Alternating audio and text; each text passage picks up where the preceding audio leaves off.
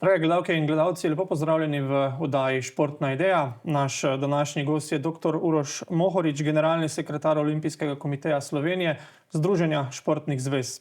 Gospod Mohorič, dobrodošli v studiu Športne ideje. Lep pozdrav in hvala za povabilo.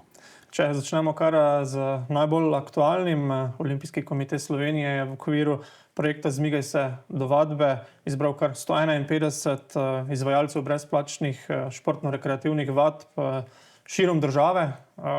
Kaj je namen tega projekta? Namen tega projekta je v vadbo vključiti trenutno gibalno neaktivno populacijo oziroma odrasle posameznike in jih skozi celoletno vadbo pripeljati do tega, da bodo videli, da so kakšni pozitivni učinki vadbe na njihovo zdravje, počutje in jih s tem motivirati za trajnostno gibalno aktivnost. Dejali ste že, komu so namenjene, kakšna pa je paleta teh aktivnosti, kaj vse je vključeno v projekt, kateri športi?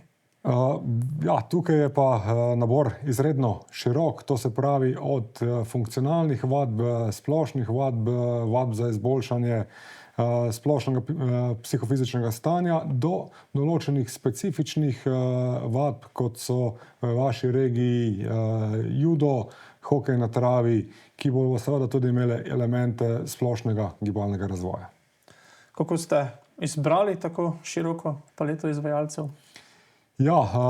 Izvajalci so se prijavili na razpis, izpolnjevati so mogli najprej razpisne kriterije in pogoje, na drugi strani je potem še strokovna komisija ocenila ustreznost programov za določene ciljne skupine in jih na osnovi ustreznih programov izbrala. Vemo, zdravstvena stroka velikokrat poudarja, opozarja, kako pomembno je redno ukvarjanje z rekreacijo. Kako pomembno je, da odrasle spodbudimo k temu? Kljub temu, da smo Slovenci športni narod, da imamo radi šport, smo bolj športni navijači kot gibalno aktivni in tukaj se moramo zavedati, da je skoraj polovica celotne populacije še vedno neaktivna in je potrebno preko vseh kanalov spodbujati in ozaveščati o pomembnosti vadbe. Najboljše ozaveščanje pa seveda možnost, da sami praktično stvar sprobajo, da imajo v domačem okolju in sami skozi enoletno oziroma 30-tedenski angažma vidijo, kako se pozna to na njihovem telesu, počutju, zdravju. Sami ste dejali, Slovenci smo športen narod. Kako pomembno pa je morda, da že mlade navdušimo za redno ukvarjanje z rekreacijo?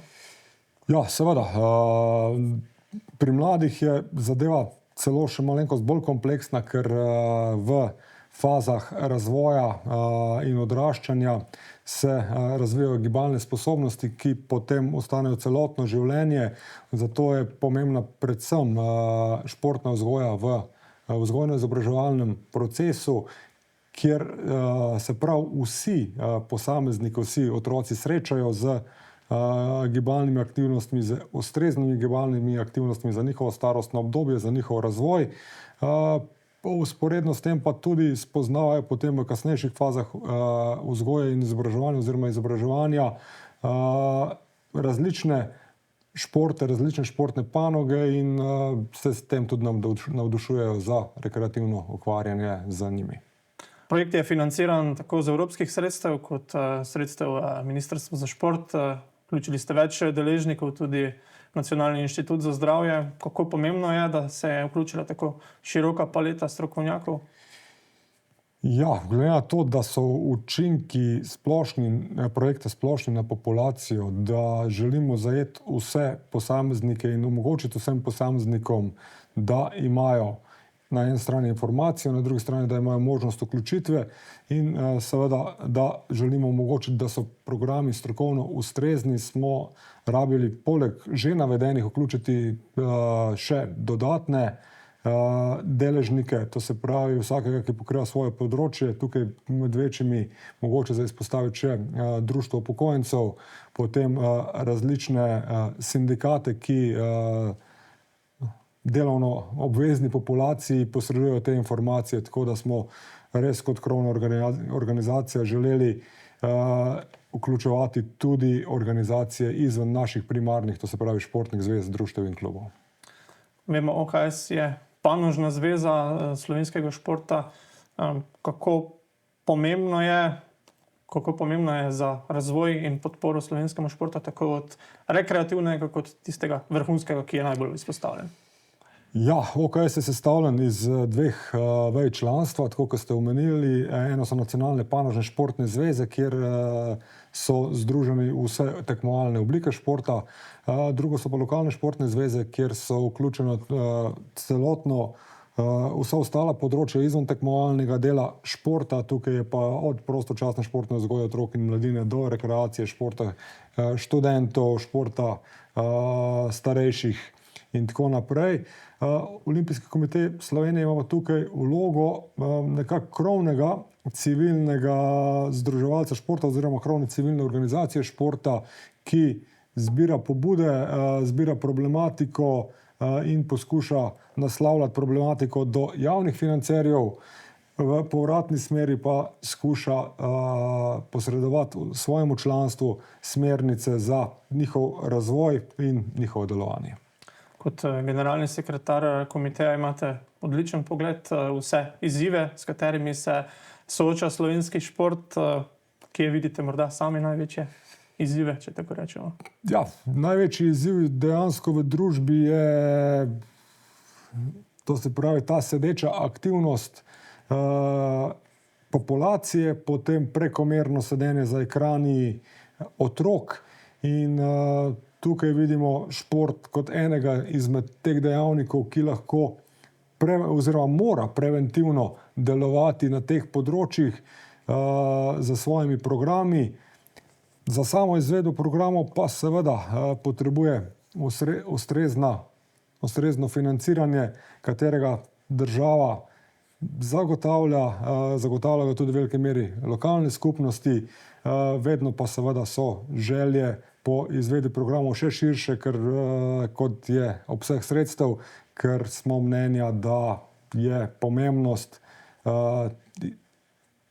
širšega izvajanja zelo ključna za celotno družbo.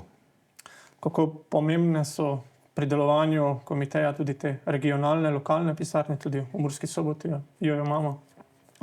Tako, v 16 regijah po Sloveniji so regijske pisarne Olimpijskega komiteja. To so nekako podaljšana roka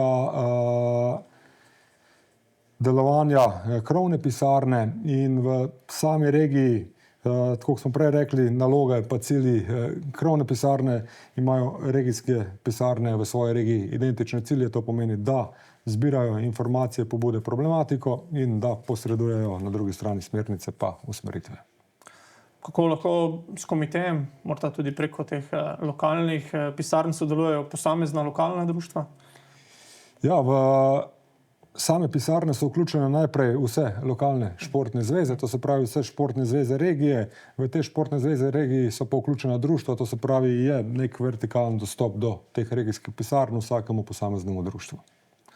Pomurci se sicer ne moremo pohvaliti z ravno velikim številom olimpijcev, kje vidite morda neko težavo oziroma kako jo lahko Olimpijski komite pomaga rešiti?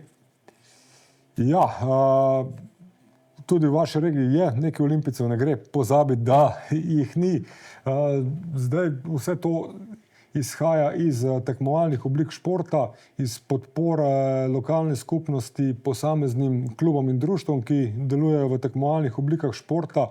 Tukaj je mogoče najprej spodbuditi lokalne skupnosti in jim predstaviti pomembnost te tekmovalne oblike, poleg seveda vseh ostalih, ko smo jih prej naštevali, in jih na ta način spodbuditi k večjim oziroma izboljšanju pogojev za delovanje teh društev in posledično se bodo tudi športniki lažje razvijali in imeli neko boljšo, kvalitetnejšo razvojno pot. Vemo, kako priljubljen je nogomet v Pomurju, verjetno tudi potem ključ nekako v razpršitvi disciplin, ustanovitvi morda novih klubov, ki jih morda trenutno še ni disciplin pri nas. Ja, nekako strategija Olimpijskega komiteja oziroma cilji so, da je v Sloveniji na voljo čim več disciplin. Trenutno je registriranih 174 različnih panog s svojimi tekmovalnimi sistemi pod okriljem Olimpijskega komiteja. Cilj je, da bi se vsak posameznik lahko našel svojo panogo, katera bi mu odgovarjala za vključitev v tekmovalni sistem. V Pomurju, kot ste rekli, prednjači nogomet, ampak mislim, da se tudi lepo razvijajo druge panoge, recimo hokej na travi je izključno domena Prekmurja. Tudi rokomet je razvit v tem delu, odbojka je razvita, strelstvo in tako naprej. To se pravi kup drugih individualnih panog, tako da mislim, da je poleg nogometa, ki je povsod šport številka 1, tudi kar široka paleta drugih športov na voljo posameznikom iz regije. Izzive tako ali drugače prinaša tudi infrastruktura. V zadnjem času je veliko govora o vlaganju na to področje. Kje imamo morda v Sloveniji največ rezerv na tem področju? Ja, seveda, infrastruktura je predpogoj za izvajanje programov. V Sloveniji je določena infrastruktura bila potrebna obnove, določene regije pa so celo bile deficitarne pri posamezni športni infrastrukturi.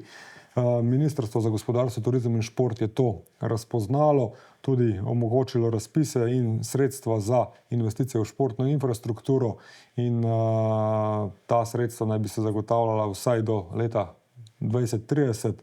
Trenutno pa mislimo, da je nekaj čez 300 športnih objektov vključenih v sofinanciranje obnove oziroma novo izgradnjo, tako da tukaj potem izvajalcem športa to vse omogoča izvedbo kvalitetnejših programov, večjega števila programov in na ta način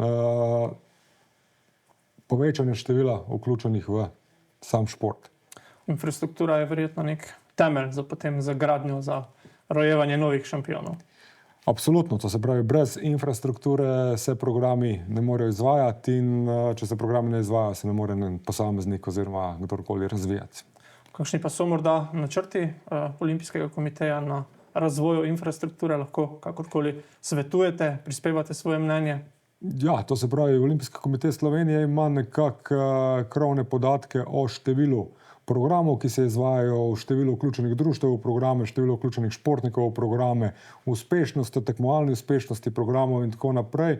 In tukaj smo nek aktivni sogovornik ministrstvu pri sooblikovanju nacionalnih in regionalnih centrov za posamezne panoge. Če se še malce dotaknemo vrhunskega športa, sezona 2025-2026 bo v znamenju zimskih olimpijskih iger v Italiji, v Milanu in Cortini. Morda lahko že povemo kakšno besedo o rezultatskih ciljih slovenske reprezentance? Ja, slovenska reprezentanca ima vedno najvišje rezultatske cilje, ne glede na to, ali gre tukaj za poletne igre ali gre za zimske igre. Vedno so cilji doseganje medalj. Vemo, da imamo tudi na zimski strani nekaj športov, kjer smo mednarodno izredno konkurenčni, od smučarskih skokov, alpskega smučanja, biatlona, smučarskih tekov, snowboarda. Pričakujemo okoli 40 športnikov, oziroma pričakujemo nastop 40 športnikov na samih igrah. Sami športniki imajo pa seveda najprej oni kot posamezniki najvišje rezultatske cilje, mi pa seveda tudi vsi z njimi in upamo, da bo bera medalj čim večja. Kaj si sicer kot sekretar komiteja želite od sezone 25-26? V tekmovalnih smislih smo že povedali, so pa naši cilji precej širši in sicer, da je šport razpoznan še bolj kot neka izredno pozitivna družbena dejavnost, ki pozitivno vpliva na celotno populacijo, da je ustrezno podprt v vseh okoljih in da se omogoči čim večjemu številu ljudi ukvarjanje z športom in s tem se poskrbi za nek javni interes. Vrhunski športniki so vzor mlajšim. Verjetno je pomembno, da svojimi in rezultati in vzorom privabijo mlade v šport. So najboljši ambasadorji. Absolutno. To se pravi, vrhunski športniki so najboljši ambasadorji tako svoje panoge kot športa, kot še delovnih navad, odrekanja, truda in tako naprej. In absolutno jih maksimalno podpiramo, da z svojimi rezultati promovirajo vse to in navdušujejo mlade za vključevanje v tekmovalne oblike športa, starejše pa za vključevanje v katerekoli oblike organizirane vadbe pod strokovnim vodstvom, kjer se bodo izboljšali svoje sposobnosti. Kaj morda ob koncu pogovora sporočite vsem mladim športnikom, ki sanjajo, da bi po vzoru svojih starejših kolegov nastopili na olimpijskih igrah? Ja, šport je, uspeh v športu je odvisen od talenta in odvisen je od dela, odrekanja, truda, vlaganja in vsi imate možnost, da si svoje olimpijske sanje izpolnite ob ustreznem delu, vložku in energiji vloženi v to smer. Tako da vključite se v društva, vključite se v organizirane oblike vadbe in na ta način si ustvarite možnost za izpolnitev vaših ciljev. Hvala za odgovore in pa za obisk v studiu in pa srečno pri vseh novih izzivih. Najlepša hvala za povabilo.